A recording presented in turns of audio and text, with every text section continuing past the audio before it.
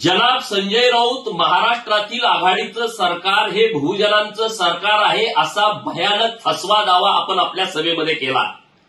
कदाचित आपण महाराष्ट्रातील बहुजन समाजाला आपल्यासारखे शकुनी काकांचे हुजऱ्या समजत असाल।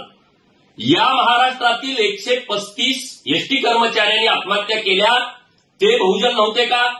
की महाराष्ट्रातील हजाराच्या वर शेतकऱ्यांनी आत्महत्या केल्या ते शेतकरी बहुजन नव्हते का?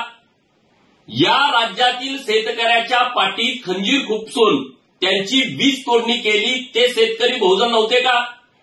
या राज्यातील प्रस्थापित नेत्यांच्या आडेलतट्टू भूमिकेमुळे महाराष्ट्रातील एससी एसटी भटके विमुक्त यांचं पदोन्नतीतलं आरक्षण मातीत घातलं ते बहुजन नव्हते का?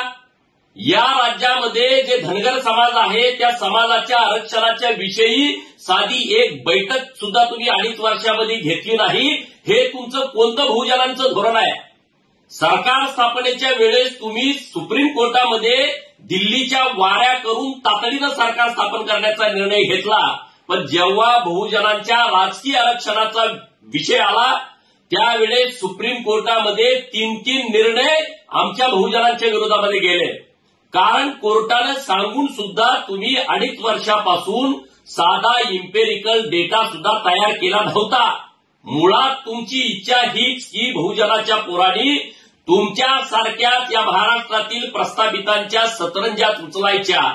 बहुजनांचं दैवत असलेल्या श्री विठ्ठलाच्या वारीतून तुम्ही वारकऱ्याच्या खांद्यावरून भगवी पताका खाली उतरवली। आपल्याच बहुजन समाजाच्या हक्काचा गळा घोटणाऱ्या लबाडांच्या तुम्ही रोज सकाळी उठून उदो करता।